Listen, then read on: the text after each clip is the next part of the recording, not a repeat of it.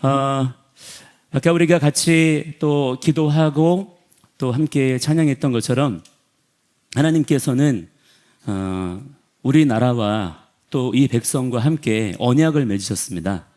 우리는 그저 이 땅에 그냥 이렇게 우리가 살고 있는 것이 아니고 하나님께서 우리와 언약을 맺으시고 정말 황폐하였던 이 땅 가운데 이 나라를 세우시고 우리가 이 땅 가운데 살게 하셨습니다. 자, 그렇기 때문에 지금 이 땅을 하나님에게서 빼앗으려고 하는, 하나님의 말씀을 무너뜨리려고 하는 반국가 세력들은 그냥 우리의 적인 것만이 아니라 하나님의 대적인 줄을 믿습니다.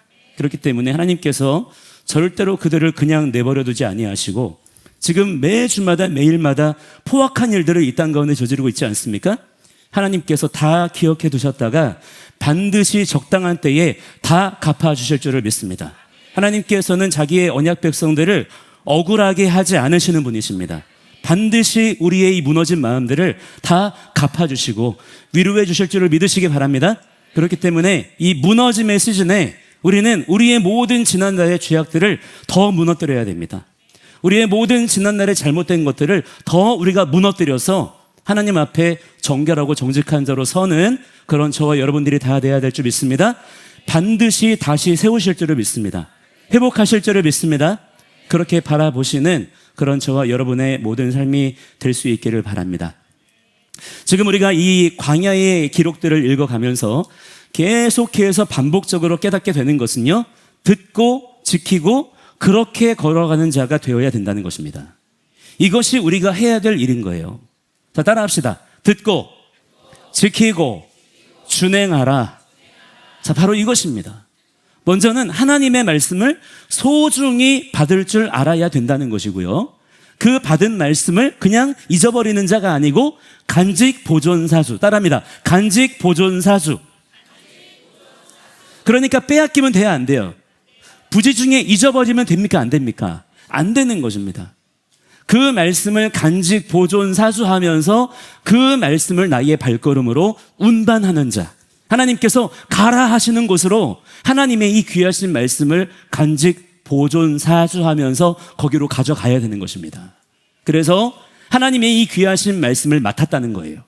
그 기록된 말씀을 이 세상 가운데 소리내며 선포하는 자, 할렐루야. 그 발걸음이 아름다운 발걸음인 것입니다. 그 아름다운 발걸음이 우리의 삶 속에, 바로 나의 삶 속에 더욱 훈련되어져야 될 줄 믿습니다.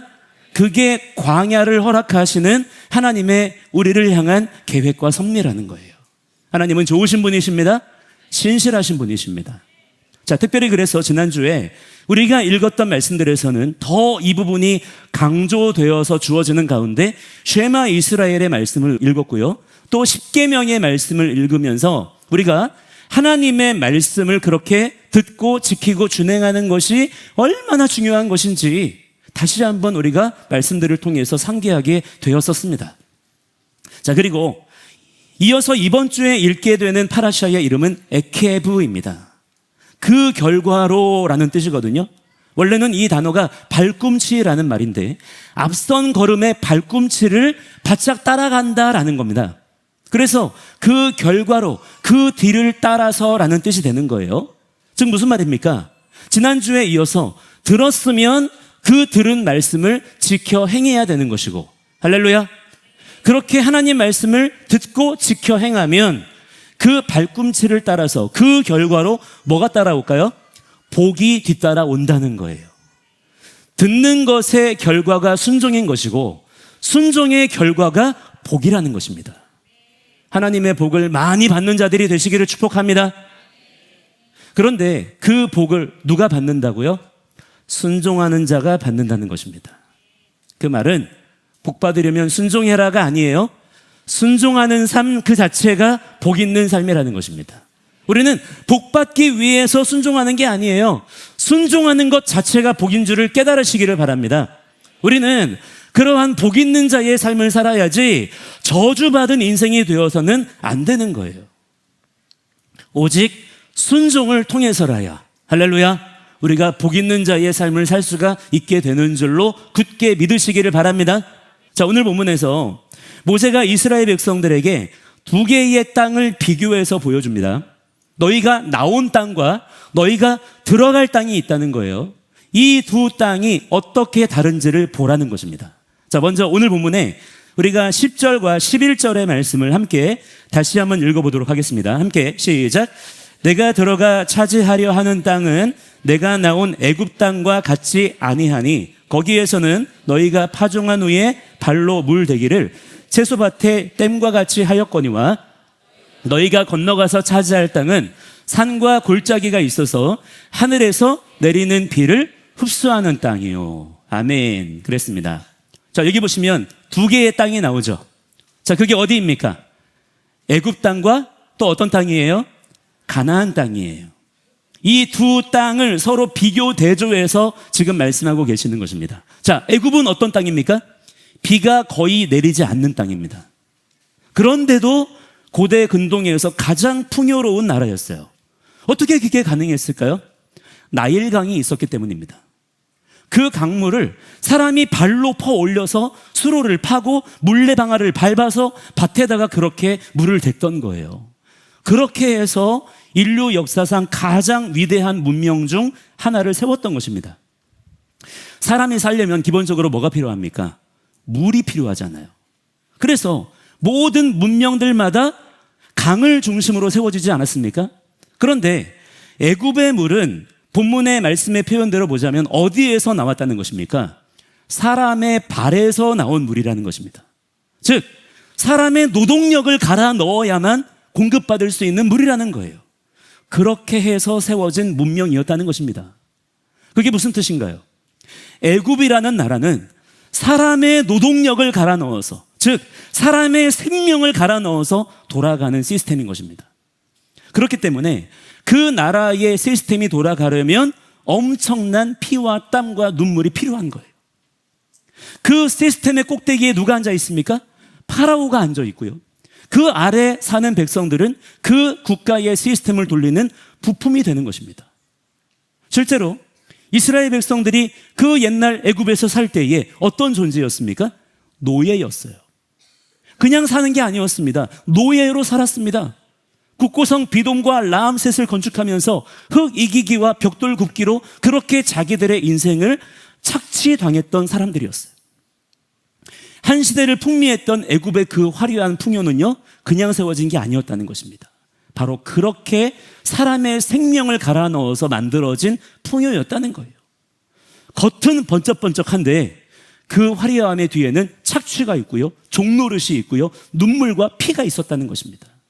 자, 그런데 그에 반해서 가나안 땅은 어떤 곳이라는 것인가요? 그곳의 지형은요, 산과 골짜기가 있는 땅이에요. 솔직히 말해서 농사를 지으며 살기에는 애굽보다 훨씬 불리한 땅입니다. 평야도 좁고요, 돌도 많고 나일강 같은 큰 강도 거기에는 없어요. 사람의 힘만으로는 물을 댈 방법이 없는 땅이라는 것입니다. 거기서 살 수 있는 방법은 딱 하나밖에 없어요. 하늘에서 비가 내려야 됩니다.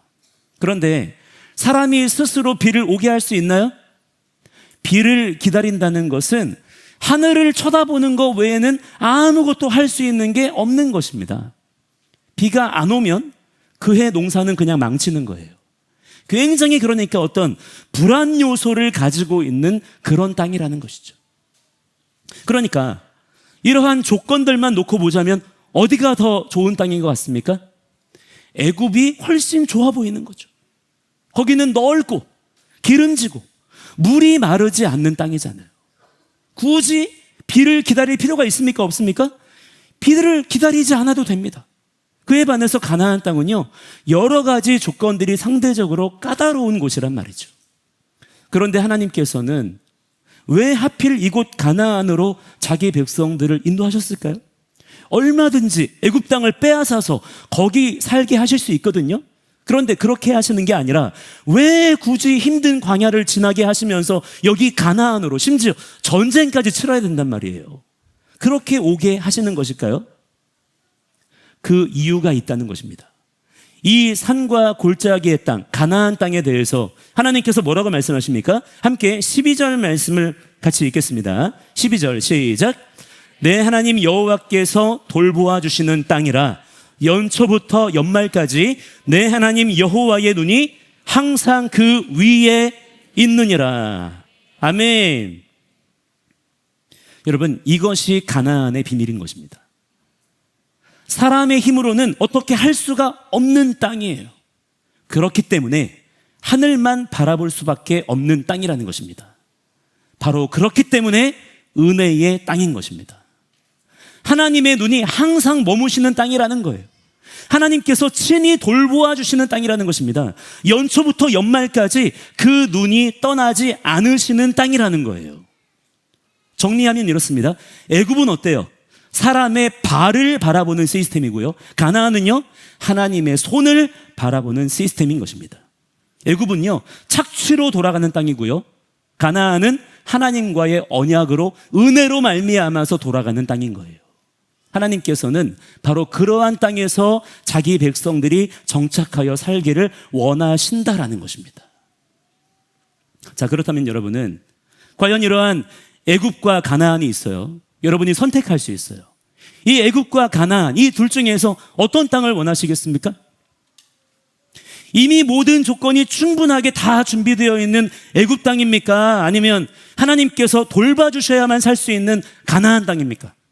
한번 선택해 보세요. 선택해 보세요. 어떤 땅으로 가실 거예요? 어떤 땅으로 갈 겁니까? 네, 그럴 줄 알았어요.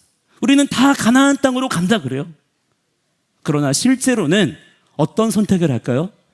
우리는 애굽 땅을 선택하는 자들이 훨씬 많은 것입니다.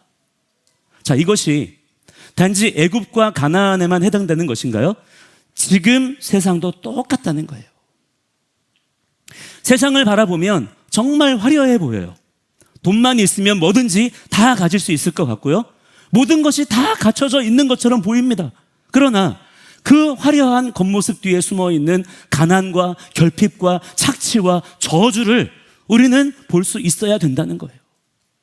그런데 여러분, 우리가 잊지 말아야 될 것은 이것이 사실은 누가 강제해서 그렇게 된 것만은 아니라는 것입니다. 이스라엘 백성들이 그 끔찍했던 애굽에서 나왔잖아요. 얼마나 감사한 일입니까? 그래서 하나님의 은혜를 입어서 광야를 지금 걷고 있어요. 걷고 있을 때 그들이 조금만 힘들면 뭐라고 했었는지 기억나시죠? 우리가 말씀을 읽어가면서 다 보았지 않습니까? 우리가 애굽 땅에서 고기 가마 곁에 있을 때, 배불리 떡을 먹던 그때, 그때 그러면서 껄핏하면 애굽 땅을 그리워하더라는 거예요. 자기들이 그렇게 착취당하고 종노릇하던 그 땅을 배부르게 먹었었다는 그 추억 하나만으로 다시 거기로 돌아가고 싶다라고 했었다는 것입니다. 그게 사람이라는 거예요. 자유보다 배부른 종노릇을 택하고 싶어하는 것, 이것이 죄인된 인간의 본성이라는 것입니다. 그래서 하나님께서 40년 동안이나 광야에서 그들을 굴리신 거예요. 그들의 그 뼛속 깊숙이 찌들어 있던 그 애굽의 시스템, 그 노예의 근성을 빼내는 훈련을 그들에게 시키신 것입니다. 그래야만 그들이 앞으로 하나님의 백성으로 살아갈 수가 있기 때문인 것이죠. 그런데 중요한 것은 그것이 단지 그들만의 이야기가 아니라는 거예요. 지금 이 시대에도 마찬가지로 그대로 드러나고 있다는 것입니다. 죄인의 본성이기 때문이에요. 그래서 그 애굽의 시스템이 이 시대에는 어떤 모습으로 나타나고 있습니까? 바로 공산주의인 것이죠. 공산주의가 뭐라고 말합니까? 모두가 평등하게 잘 사는 세상을 만들어 주겠다고 말합니다. 얼마나 그 말이 듣기 좋고 그럴듯한지 몰라요. 그런데 실제로 그 체제가 세워진 곳마다 무슨 일이 일어났습니까? 소수의 권력자들이 꼭대기에 앉아 있고요. 나머지 전부는 어때요? 그 시스템을 돌리는 노예로 사는 거예요. 애굽의 모습 그대로인 것입니다. 그 당시에 그 애굽을 공산주의 국가였다라고 말하기는 어려울지 몰라도 실제 드러난 모습만 놓고 보자면요, 사실상 너무나 똑같은 거예요.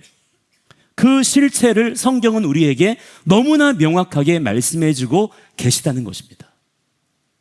자, 이때 성경이 무엇이라 말씀합니까?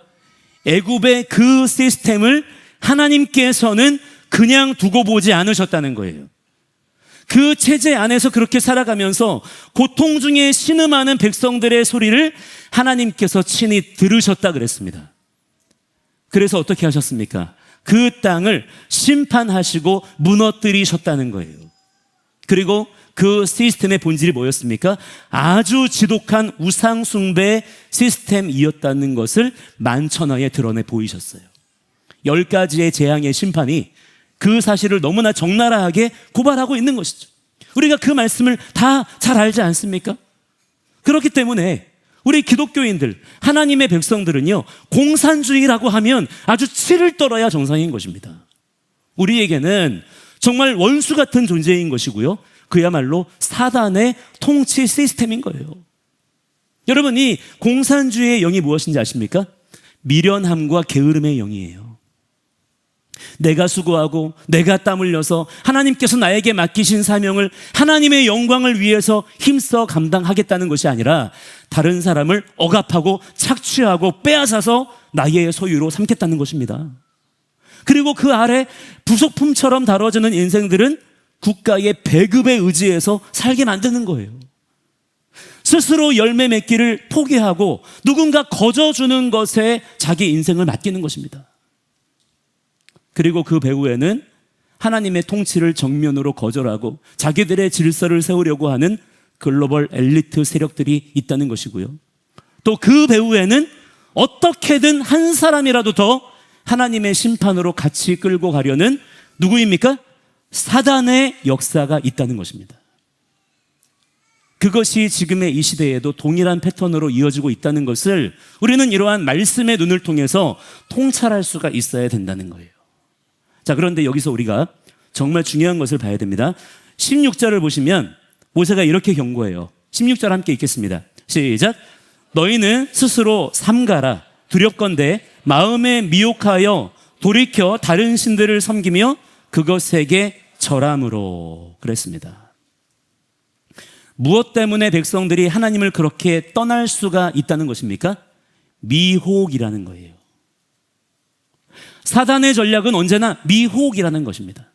사단이 힘으로 막 강제로 우리를 하나님에게서 빼앗아가는 것이 아니라 우리를 그저 밖에서 미혹하는 것입니다. 그런데 그 미혹에 걸려드는 인생들이 많다는 거예요. 그렇기 때문에 삼가라, 조심하라, 거듭해서 말씀하시는 것입니다. 자, 그렇다면 사단이 우리를 어디로 미혹하려는 것일까요? 그 미혹의 결과가 뭐냐? 다른 신들을 섬기게 한다는 것입니다. 자, 그런데 바로 이 부분을 잘 들여다보셔야 돼요. 우리는 보통 다른 신을 섬긴다 그러면 어떤 다른 종교를 떠올리거나 어떤 우상 앞에 절하는 것만 생각합니다. 그런데 본문을 잘 보시면 마음에 미혹하여라 그랬어요. 즉, 다른 신을 섬긴다라는 것의 본질은요, 어떤 종교나 우상의 문제만이 아니라 마음에서부터 시작되는 문제라는 것입니다. 하나님의 말씀이 아닌 다른 것을 내 인생의 기준으로 삼는 것, 그것이 바로 다른 신을 섬기는 거래요. 그렇기 때문에 뭐를 깨달아야 되느냐? 미혹이라고 하는 것이 단지 어떤 종교만의 문제가 아니라는 것입니다. 사람의 사상이 기준이 되고 이데올로기가 기준이 되고 어떤 정치인이 우상이 되고 돈이 기준이 되고 내 생각과 판단이 기준이 되고 내 감정이 나를 막 주장하는 것, 그게 바로 우상 숭배의 본질인 거예요. 즉, 사탄은요, 단지 종교로만 미혹하지 않는다는 것입니다. 미혹은 종교만의 문제가 아니라는 거예요. 신천지, 구원파, 안식교, 이런 이단 사이비 종교만 우리를 미혹하는 게 아니라는 것입니다. 이 세상의 모든 영역, 모든 권세를 총동원해서 사람들을 미혹하고자 하는 것이 사단의 역사라는 것을 우리가 간파해야 된다는 거예요. 자, 그러면 사단이 그렇게 해서 대체 원하는 게 무엇일까요? 왜 그렇게 사탄이 우리를 미혹하려고 하는 것일까요? 우리 모두가 사탄 숭배자가 되기를 원하는 것일까요? 자기의 왕국을 건설하고자 하는 것일까요? 그게 아니라는 것이죠. 사탄은요, 자기의 최종 결말을 이미 알고 있는 존재예요. 사탄은요, 소망이 없는 자입니다. 자기도 그걸 알아요. 나는 영원한 사탄의 나라를 세울 거야. 나도 하나님처럼 될 거야. 그런 목적 같은 거는 그에게 없습니다. 이미 사탄은 그 부분에 대해서 사형 선고를 받은 자이기 때문이에요. 그렇기 때문에 사탄의 목적은 단 하나입니다. 한 사람이라도 더 하나님의 심판의 자리로 같이 끌고 가는 거예요.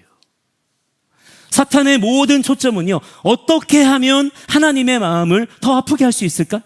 어떻게 하면 하나님의 나라에 최대한 손해를 끼칠 수 있을까? 그것만 생각하는 놈입니다. 걔는요, 자기의 만족과 자기의 유익을 구하지 않아요. 오직 여기에다가 마음을 다하고 뜻을 다하고 힘을 다하는 것입니다. 그런데 그걸 어떤 식으로 하느냐? 사탄은요, 감히 하나님을 직접 상대할 수가 없어요. 인터넷에 보시면 예수님하고 마귀가 서로 쳐다보면서 팔씨름하는 그런 그림들 가끔 보이잖아요. 사실 말이 안 되는 그림인 것입니다. 사탄은요, 예수님 앞에서 감히 그분의 눈도 못 쳐다봅니다. 감히 설 수도 없는 거예요. 그런데요, 사람은 얼마든지 상대할 수 있는 거예요. 그런데 하나님께서는 사람을 어떤 존재로 지으셨다 그랬습니까? 자기 형상으로 지으셨다 그랬어요. 하나님께서는 사람을 자기의 자녀라고 부르십니다. 그거를 사탄이 너무나 잘 아는 거예요. 그래서 사탄이 사람을 집중 공략하는 것입니다. 사탄의 입장에서는 사람이라는 존재가 제일 꼴 보기 싫은 거예요. 사람을 보면 하나님이 보이기 때문입니다. 특히 하나님을 사랑하는 사람들은 진짜 죽을 만큼 미운 거예요. 그래서 그들로 하여금 할 수 있는 대로 하나님을 아버지로 따르지 못하게 하려는 것입니다. 아버지 뜻대로 살지 못하게 하려는 거예요. 버려진 고아처럼 살게 하려는 것입니다. 땅에 버려진 핏덩이처럼 살게 하려는 거예요. 그래서 사탄은 여러분이 기독교인인 것을 굳이 방해하지 않습니다. 한 주도 빠짐없이 예배드리는 것 괜찮아요. 기도 열심히 하는 것 괜찮습니다. 전도하고 봉사하고 외국으로 선교 나가고 온갖 희생과 헌신의 삶을 사는 것 다 괜찮다는 거예요. 물론 안 그러면 더 좋겠지만 그렇게 설령 한다고 해도 사탄은 얼마든지 그런 것들은 양보할 수 있어요. 진실하고 착하게 살아서 사람들에게 칭찬받는 것도 사탄은 굳이 방해하지 않습니다. 사탄이 막는 것은요, 딱 하나예요. 하나님의 말씀을 듣지 못하게 하는 것입니다. 하나님의 말씀대로 순종하며 사는 것을 방해하는 거예요. 그것 하나만 못하게 막는 거예요. 왜 그렇습니까? 구원이 무엇이기 때문이에요? 구원은요, 하나님의 백성으로 사는 것이기 때문입니다. 구원은 입장권 한 장 받아놓는 게 아니에요. 하나님의 통치 아래로 들어가서 그 다스림을 받으며 오늘을 사는 것입니다. 그게 구원이에요. 그렇게 영원히 사는 거예요. 말씀대로 사는 사람은 하나님의 통치 안에 있는 사람이고요. 하나님의 통치 안에 있는 사람은 사단이 어떻게 손쓸 수가 없는 것입니다. 그래서 사단은 그 사람을 통치 밖으로 끌어내려고 순종만 못하게 미혹하는 거예요. 예수님께서 마태복음 7장에서 뭐라고 말씀하셨습니까? 나더러 주여 주여 하는 자마다 다 천국에 들어갈 것이 아니요. 다만 어떤 사람이에요? 하늘에 계신 내 아버지의 뜻대로 행하는 자라야 들어가리라. 아멘이십니까? 자, 이 표현의 디테일을 놓치시면 안 되는 거예요. 그리고 이어서 말씀하시기를 그날에 많은 사람이 주여 주여 우리가 주의 이름으로 선지자 노릇하며 주의 이름으로 귀신을 쫓아내며 주의 이름으로 많은 권능을 행하지 아니하였나이까 할 텐데 그때에 그들이 정작 무슨 말씀을 듣게 될 거라는 것입니까? 불법을 행하는 자들아 내게서 떠나가라 하시겠다는 거예요. 여러분, 이 사람들이 누구입니까? 이교도인가요? 불교 신자입니까? 무슬림들일까요? 아니라는 거예요. 주여 주여 하던 사람들이라 그랬습니다. 온갖 종교적 사역을 다 하던 사람들이에요. 열심도 보통 열심이 아닌 사람들인 것입니다. 바로 우리 같은 사람들인 것이죠. 그런데 예수님께서 그들을 뭐라고 부르셨다는 것입니까? 불법을 행하는 자들, 법 없이 사는 자들이라는 거예요. 하나님의 법, 곧 토라 없이 살았다는 것입니다. 그것이 심판받을 일이라는 거예요. 어떤 종교의 문제만이 아니라는 것입니다. 자, 그렇다면 그들이 어쩌다가 그렇게 된 것일까요? 그렇게나 열심히 이것저것 많이 하던 사람들일 텐데 왜 결국 그들은 심판을 받게 되었을까요? 구원의 확신이 부족해서 그랬을까요? 택함 받은 자가 아니어서 그랬을까요? 어떤 교리를 몰라서 그랬을까요? 성경은 이런저런 다른 이야기를 하지 않습니다. 오직 한 가지만 얘기해요. 그들이 법대로 살지 않았기 때문이라는 것입니다. 일단 토라를 모르기 때문입니다. 그리고 토라에 대해서 부정적인 선입견만 가지고 있기 때문이에요. 그건 율법주의다. 옛 시대의 것이다. 우리하고는 상관없다. 지금은 은혜 시대이지 않냐. 그렇게만 배워왔단 말이에요. 그래서 실제 자기 삶 속에 하나님의 법이 심각할 정도로 결여되어 있었던 것입니다. 예수님을 자기의 왕이라고는 부르면서도 자기가 하나님 나라의 백성이라고 자처하면서도 정작 그의 삶 속에 지킬 만한 법은 없었던 거예요. 세상의 법만 중요한 줄 알았던 것입니다. 그가 지키는 법이 그 사람의 실제 통치권을 주장하는 것인데 말이죠.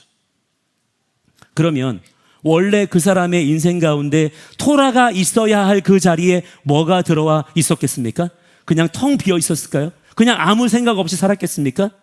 사람의 철학사상으로 짜여진 신학체계, 교리, 기독교 종교 시스템이 대신 거기에 들어와 있었던 거예요. 그러니까 종교적인 겉모습은 화려한데 정작 하나님을 경외하는 그의 삶은 없었던 것입니다. 자, 이 패턴이요, 성경 전체에서 계속 반복됩니다. 성경 아무데나 펼쳐놓고 한번 찾아보세요. 금방 찾아낼 수 있습니다. 하나님은 언제나 말씀을 주시는데 사람은요, 종교를 만들어버려요. 하나님은 언제나 오늘의 순종을 요구하시는데 사람은요, 이론과 형식을 만들어버리는 것입니다. 그 정도로 사람은 본성이 악하고 교만하다는 거예요. 아주 지독하리 많지 하나님을 싫어하는 것입니다. 그리고 지금 우리 시대가 또한 바로 그렇습니다. 그런데 정말 심각한 것은 이 사실에 대해서 우리의 눈이 철저하게 지금 가려져 있다는 거예요. 문제를 인식하지 못해요. 자기 열심에만 취해 있어요. 종교의 문제로만 생각하고 있는 것입니다.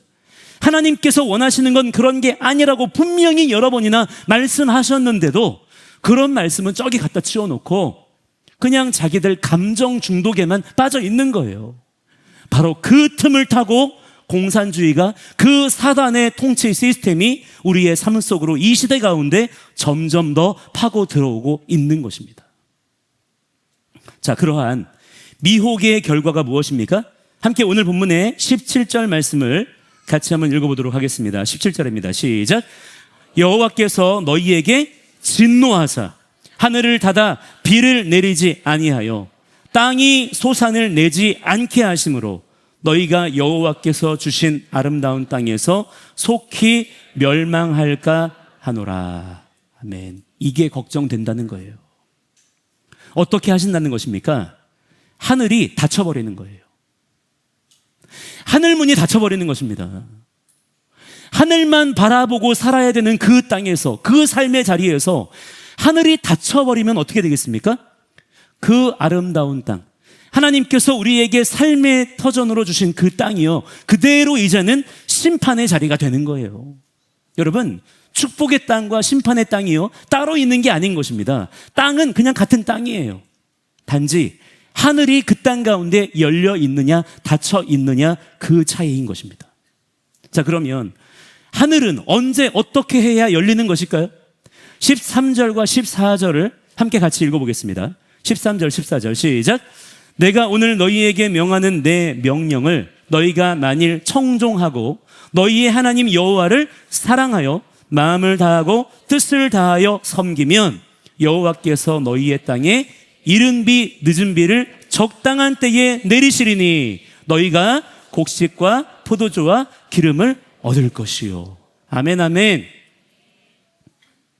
자, 여러분, 여기에 순서가 보이십니까? 청종하고 사랑하고 섬기면, 그러면 비를 내려주신다는 거예요. 그런데 우리는 이 순서를 거꾸로 생각하면서 살 때가 많습니다. 하나님께서 먼저 비를 내려주셔야, 복을 주셔야, 좀 살만하게 해주셔야 내가 말씀대로 살 수 있을 거라고 생각해요.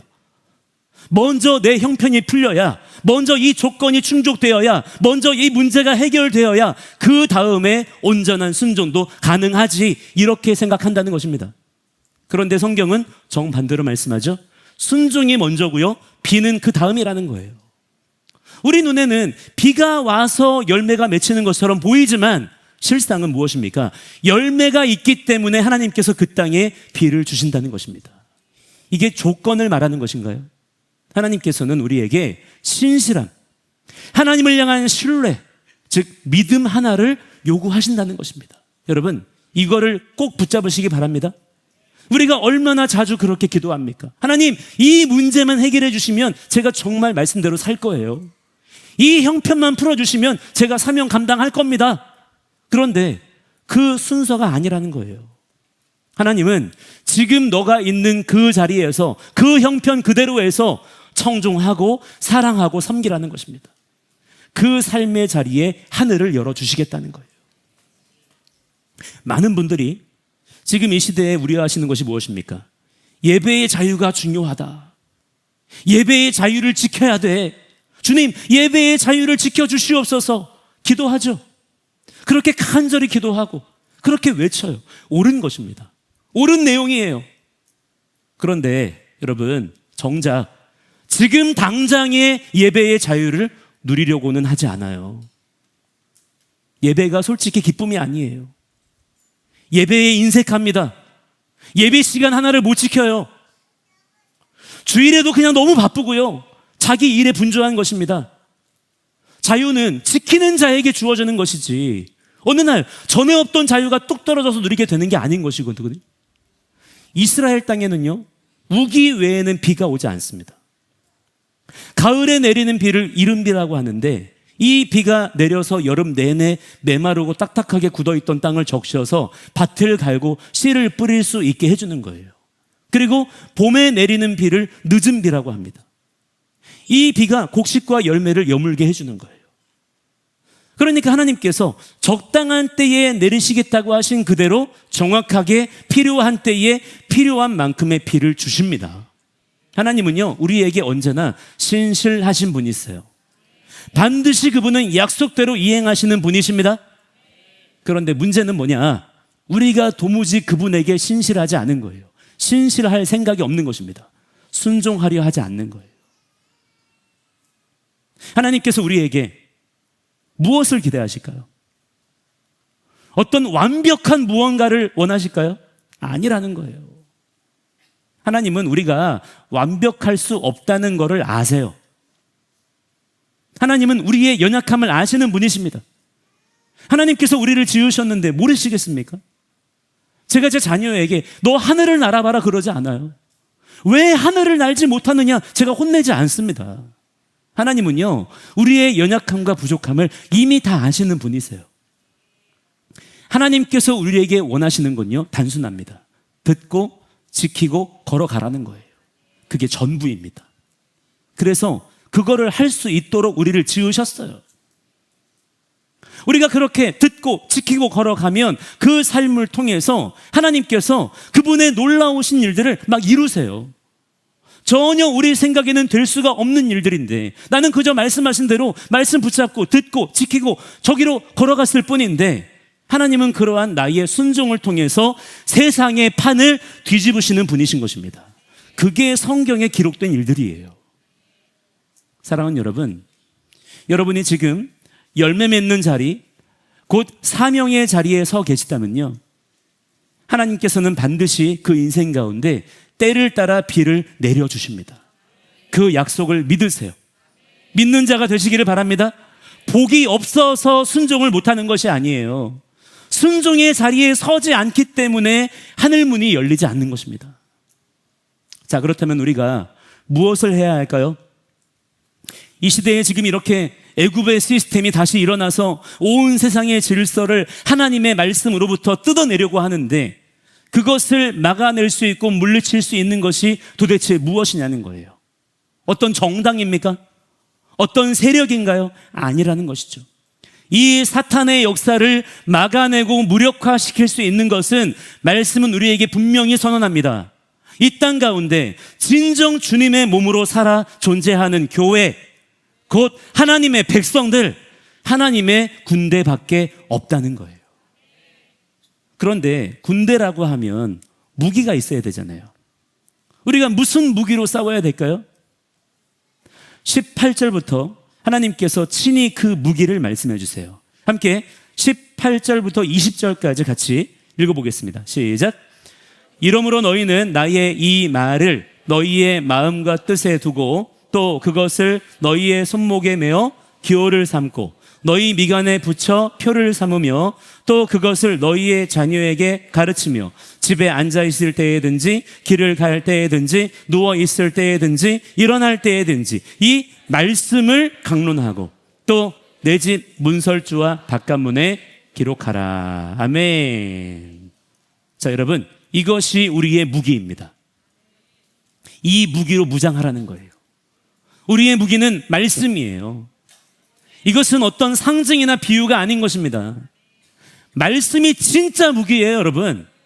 그런데 그냥 말씀을 지식으로 아는 게 아닙니다. 그렇게는 무기가 안 돼요. 뭐라고 말씀하십니까? 마음과 뜻에 두라. 이것은 말씀이 내 속에 새겨지는 것입니다. 말씀이 내 삶의 내 심령 가운데 채워져 있는 거예요. 그 채워짐의 상태를 유지하라는 것입니다. 말씀이 내 심령 가운데 메마르지 않게 하라는 거예요. 그렇게 하시기를 바랍니다. 그게 무장하는 거예요. 또 손목에 매라 그랬습니다. 말씀을 손목에 매라는 거예요. 이것은요, 내 손이 하는 모든 일, 나의 모든 행동, 나의 모든 선택, 나의 모든 결정을 말씀의 기준대로 그렇게 하라는 것입니다. 그게 말씀을 무기로 삼는 거예요. 미간에 붙이라. 이것은요, 내 눈이 세상을 보는 관점. 무엇입니까? 세계관, 가치관. 내 생각의 기준이 말씀이 되게 하라는 것입니다. 자녀에게 가르치라. 이것은요, 말씀이 다음 세대로 우리의 자녀에게로 흘러가야 된다는 거예요. 그냥 나의 삶에 고여 있으면 안 돼요. 아, 나 은혜 받았어. 여기서 끝나면 안 된다는 것입니다. 은혜 받았습니까? 가장 소중한 존재에게 그것을 전달해야 되는 거예요. 내 자녀에게 말씀이 흘러가게 해야 되는 것입니다. 이게 또한 군대를 양성하는 방법이 되는 거예요. 문설주에 기록하라 그랬습니다. 이것은요, 우리의 가정이 말씀 위에 세워져야 된다는 거예요. 그렇게 나 자신의 속사람에서부터 내 손과 눈과 자녀와 가정까지 그야말로 삶의 모든 영역이 하나님의 말씀에 푹 잠겨야 된다는 것입니다. 그게 말씀으로 무장하는 거예요. 이것이 하나님의 군대가 무장하는 방식이라는 것입니다. 그런데 우리가 그렇게 하지 않는 거예요, 지금. 여러분은 과연 이러한 말씀을 어떻게 받으시겠나요? 아, 그래, 좋은 말이구나. 아, 그래, 말씀은 좋은 거지. 나도 말씀은 좋게 생각해. 이렇게만 하면 됩니까? 그러면 알아서 막 아이언맨처럼 착착착 막 자동으로 무장이 돼요? 그런 식의 착각을 하는 분들이 지금 이 시대에 너무나 많더란 말이죠. 그래서 믿으면서도, 믿는다고 하면서도 불법을 행하는 자들이 많은 것입니다. 이것이 실제 우리 삶의 습관으로 훈련되어져야 돼요. 자꾸 말씀을 응용하려고 하지 마시고요, 그냥 아멘으로 날 것으로 받으시기를 바랍니다. 집에 앉아 있을 때든지 그랬죠. 우리가 집에 앉아서 무엇을 봅니까? 손에 들려있는 스마트폰으로 어떤 콘텐츠를 보고 있어요? 세상이 부어주는 미혹의 물을 마시고 있습니까? 아니면 말씀의 생수를 공급받고 있습니까? 길을 갈 때든지, 즉 어떤 곳으로 이동하는 그 시간에 내 귀에는 뭐가 들리고 있습니까? 여러분의 돈은 어떻습니까? 여러분의 언어는요? 우리의 문화생활은 어떻습니까? 이렇게 삶의 모든 영역 하나하나를 말씀 앞에 갖다 놓아야 된다는 거예요. 그것이 손목에 메고 미간에 붙이는 삶인 것입니다. 그게 말씀으로 무장하는 거예요. 그렇게 이기라는 것입니다. 자, 그리고 가장 중요한 전쟁터는요, 자녀입니다, 여러분. 지금 악한 자들이요, 우리 자녀들을 빼앗으려고 합니다. 예전에는 우리 자녀들의 영혼과 마음만 털어먹더니 이제는요, 아예 우리 자녀들의 신체까지도 빼앗아 가려고 하고 있어요. 사방천지의 강도들이 드글드글합니다. 그렇기 때문에 정말 우리가 사생결단해서 우리 자녀들을 말씀으로 양육하고 보호하지 않으면요, 우리 자녀들 다 빼앗깁니다. 세대 전체를 이룰 수도 있는 거예요. 우리 아이들에게 신앙을 물려주는 것은 교회 학교에 맡겨서 되는 일이 아닌 것입니다. 무슨 애니메이션 보여줘서 감동 먹어가지고 애들이 신앙을 배우는 게 아닌 거예요. 오늘 본문에서 말하는 장소가 어디입니까? 집이에요, 집. 여러분의 집이 신앙의 터전이라는 것입니다. 뿐만 아니라 앉아 있을 때와 길을 갈 때와 누워 있을 때와 일어날 때, 그 일상의 모든 순간에 부모와 자녀가 더불어 말씀을 강론하라 그랬어요. 여러분의 그 가정의 대화의 주제가 말씀이어야 된다는 거예요. 그게 예수 믿는 사람의 삶인 것입니다. 이 시대의 미혹이 지금 우리 자녀들을 노리고 있는데, 가정에서 말씀이 흐르지 않으면요, 아이들이요, 애굽의 물을 마시며 살 수밖에 없는 거예요. 자, 여러분 정리하겠습니다. 애굽의 시스템이 지금은 공산주의로 역사하는 시대입니다. 사람을 착취하고 자유와 인권을 빼앗고 종으로 만들고 하나님의 통치를 거절하게 만드는 미혹이 온 세상을 지금 덮어가고 있어요. 그러므로 기억하시기 바랍니다. 사단이 정말 막으려고 하는 것은요, 종교 생활이 아니에요. 말씀대로 순종하는 삶인 것입니다. 지금 우리 생명을 통째로 빼앗으려고 하고 있다는 거예요. 우리는 나일강의 물이 아니라 하늘에서 내리는 비로 사는 백성들입니다. 순종의 열매가 있는 곳에 하나님께서는 반드시 때를 따라 비를 내리시는 줄 믿으시기 바랍니다. 자, 그래서 하나님께서 21절에 이렇게 약속하시는 거예요. 이 말씀대로 사는 자들에게는, 함께 21절 같이 읽겠습니다. 시작. 그리하면 여호와께서 너희 조상들에게 주리라고 맹세하신 땅에서 너희의 날과 너희의 자녀의 날이 많아서 하늘이 땅을 덮는 날과 같으리라. 아멘. 우리 찬양팀 올라와 주시고요. 사랑하는 여러분, 이 한 주간 말씀을 여러분의 마음에 두시고요, 또한 여러분의 손목에 메고요, 미간에 붙이시고요, 또한 여러분의 자녀에게 가르치시는 삶을 더 힘써 사시기를 바랍니다. 거창한 것부터 막 하려고 하지 마시고요, 여러분의 가정 안에서부터 이 일들을 시작하세요. 내 삶을 정리하시고 정돈하시기를 바랍니다. 부지런하게 사세요. 자는 시간과 일어나는 시간이 정해져 있어야 됩니다. 성실하고 정직한 자가 되시기를 바랍니다. 내 힘으로 내 삶에 물을 대려는 애굽의 인생이 아니라요, 하늘을 바라보며 사시기 바랍니다. 하늘에서 내려오는 비를 흡수하는 가나안 땅의 인생을 사시기를 바랍니다. 그리하여서 하나님의 눈이 연초부터 연말까지 항상 머무는 인생, 하늘이 활짝 열린 인생, 이 어두운 시대 가운데 하나님의 군대로 우뚝 서는 여러분과 여러분의 가정과 우리 킹덤 처치가 되기를 우리 주 예수와의 이름으로 간절히 축원합니다. 함께 자리에서 잠깐 일어나실까요? 함께 이 시간에 같이 우리 찬양하고 같이 기도하기